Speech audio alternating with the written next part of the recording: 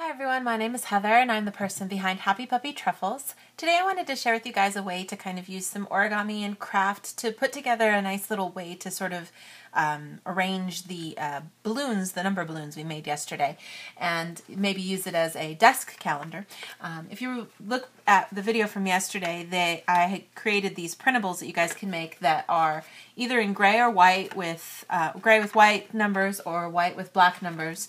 All the digits, of course, 0 through 9, and then you can kind of use them in any way that you like. And I thought today we'd go ahead and just like make a little tray for them to sit in. I'll show you guys all the steps here of what we're going to be doing. But if you do want to use this for what we're doing here today, there's of course so many different ways you can kind of arrange things and do things in different orders. You could choose to just show the month and the date. You can have the month, the date, and the year if you make things longer. So lots of fun ways you can use it. You can use all the whites and use a separator, which I'll show you guys how to make, or you can choose to make the month in white and the day in gray, or vice versa. So lots of different fun things you can do. With the balloons made, I'll get these guys just out of the way for a second here, and I'll show you guys what we're going to be working with. We're going to be taking the winnow origami, which is a traditional origami. I've got one of them made here. This is just like a little cart that you see, and what we're doing is actually just combining these together to make a longer kind of rectangular shape. So this is some taunt paper that I'm using. I'm just using some of this nice dark rose color. It's a 15 by 15 centimeter piece of paper.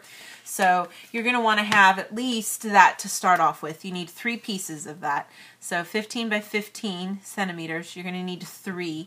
And that's for the base frame. And then as a point of preference, you can choose once that's done to put little tiny boxes inside if you want things to be more sturdy, and then that way you can just slide these little balloons inside to make them fit. Or you can choose to not have those in there. That's just kind of a point of preference of how you guys like to make things. But if you are going to be using this little square here, this is actually 11.2 or so, 11.25 I believe it is. And in my case I'm going to use 4 of those, so I want to use that for the smaller frame. And then I'm going to be separating my date and my month by just taking and using one of the little boxes and then making one just a tiny bit smaller, about 11 by 11, and then putting them together to make a nice little strong divider that I'll put between the date and the month so that we can kind of separate things out. So for that, if you're going to be using that divider, the divider is 11.25 by 11.25, and then also 11 by 11 about. And those are for the divider. And that's just if you guys want to use that piece in what you're doing. We'll get this out of the way for a second, and I'll show you first how to connect these 3 pieces of the origami paper here to make the main base frame. So I've made the winnow once with this, and I'm just going to be doing that again. So you wind up making 2, and then we'll use this in a different way for the interior piece. So let me just show you guys, remind you how to make this as we go along. And I apologize, I know this is a little dark, but it's pretty easy fold. All you're going to do is start off by folding your paper into a big triangle. And then I want to just go ahead and fold this in half into another triangle here. And if you're using thicker paper like taunt paper, take care to make sure you're getting really good creases and nothing's bending funky in any place. Open it up, have it pointing down, and we want to make sure we get the same width of border as I've already done for this other one by folding this top area down. And so you just want to make sure, of course, that the width that you're doing here is about the same. And you could either measure it or just fold it over first and then kind of see if it lines up about the same. Those are about the same. It should be good. Once that's folded over, flip it over here and then take that top edge and fold it towards the center. And this can get a little tricky with the thicker paper because there's a lot of paper up there at the top. And do the same thing on this side too. So you wind up with something like this. Now I'm going to take the side and fold it towards the center, following kind of an imaginary line that connects between these 2 points. You don't want it to be too far into the center, because what we're going to be doing is actually tucking it underneath. And it is a lot of paper, so you're going to need to take care when you do this. But I get that folded over, and then I'm just going to tuck it under that little bit there. And I'll do the same thing on this side too. And then tuck it under as well. Now, when you normally do the winnow, you fold down here then, and that I think sometimes can be a little hard with really thick paper. So I'm just going to open and shape this as I go. You're just opening up both of these sides and creating an extra third edge here by creating a crease right where things would be, creating a right angle right here. So you can kind of line that up with the edge that you've got. Just give a little pinch there to make that a finished off edge, and do the same thing on the other side too. So you can kind of get the finished edge of this piece. And then on the bottom, you can go ahead and just give a little pinch here too to kind of finish off the edge.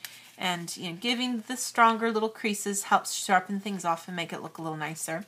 And if you want, you can kind of make that diagonal there that happened just kind of disappear by putting just a little pressure right over on the crease to kind of smooth it out.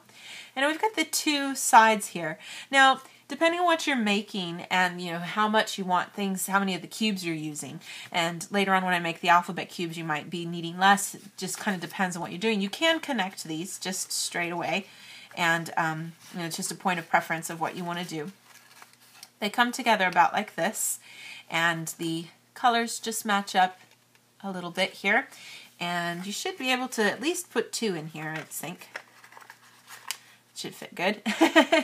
And like I said, you can leave them just like this, or you can use the little boxes that we've made with the 11.2 by 11.2 paper, and then have these inside too. It's just a point of preference again of what you would prefer things to look like.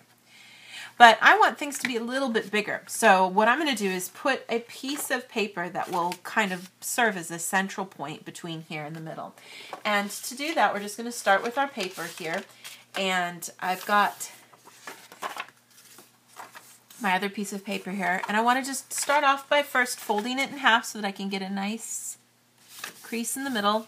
And I'm going to fold both ways diagonally so that I know where my center is here.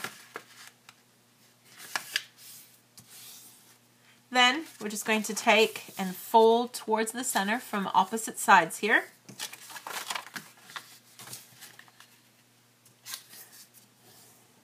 Then I want to go ahead and fold into the center again. And you want to just make sure you're really holding on to everything so that your paper doesn't shift funny on you. Sometimes when you do this part, you can accidentally have it move up weird. So you really want to kind of tuck it underneath and then curve it over, so that you don't have that problem of it kind of popping out on you like that. Try to get it lined up as close as you can to that nice center crease there. Good crease going through it. So I've got the sides going here now. And then essentially what I want to do is, you'll recall this had an extra little bit rolled over. So this actually is a little too tall right now. But the distance that has been rolled over is shared between the 2 sides. So I just want to fold over a tiny little bit. It's essentially half of the width that you used for the winnow. So kind of keep that in mind, that we just want to trim this down a little. And it actually works out nice when it's just a tiny bit smaller than the other side, because then it kind of fits together nicer. But I'm just going to fold over on each edge here, giving myself a little extra room here. And that's going to give me then the edges that I need to connect to the other side. And I'm just going to be tucking this edge, letting this part lay on top, and tucking this edge and allowing that side to kind of fold into there. I'll do that on both sides. And you can see on mine it's just a tiny bit shorter than, and rather than being too big. Got it in there then, and I could do the same thing on this side too. And then this actually becomes a really nice little adjustable container that you can use depending on how many of these bubbles you might be using, or the balloons you might be using for whatever it might be that you are doing. If you know for sure the length you're working with, then you can choose to fold down. Sorry, this won't go in. There we go. You could choose to fold these little flaps that you see here at the either end, or you can kind of let these just naturally curve up onto the sides as you scoot all of this together. And that just kind of allows for things to come together a little differently if you want it to be that way. But that just sort of gives you guys an idea of how things kind of work on this as a way of bringing things together. And then in my case, I'm going to be using, I want to keep things kind of centered. I'm going to be using, I have a couple different shades here for the boxes. I'm going to use this darker rose color and let that just slide in here. And then I want to go ahead and put my divider in like so. And then just smush things together until everything kind of comes together nicely. And then I could choose to put my date pieces now in here. And for example, right now it's January. So put in a 0 and a 1. And then today is the 17th, so I can put in a 1 and a 7.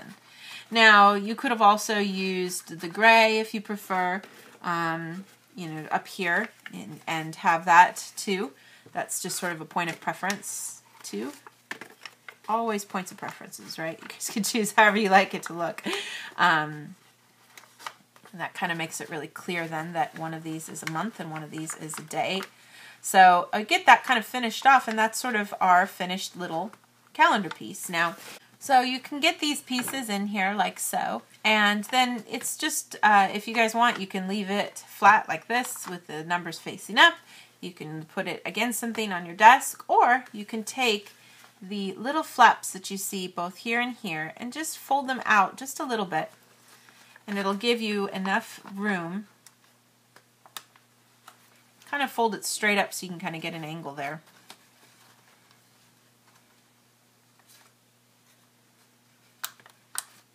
And that way when you lay it out in front, it'll actually stay at a good angle and keep everything sort of leaning upwards so that you can kind of see the date. And have that on your desk then and change it every day is so that you can have a different day showing. But lots of different ways you can use this, and I'll have the alphabet up hopefully soon, sometime in the next few days. So you can use it for name plaques, you can use it for so many different fun things and fun projects. So I hope you guys can enjoy this little extra way of kind of storing pieces here, depending on how you want things to look. And I'll have some more fun stuff to share with you guys in the days to come. Thank you again always so much for watching, and I'll see you guys next time.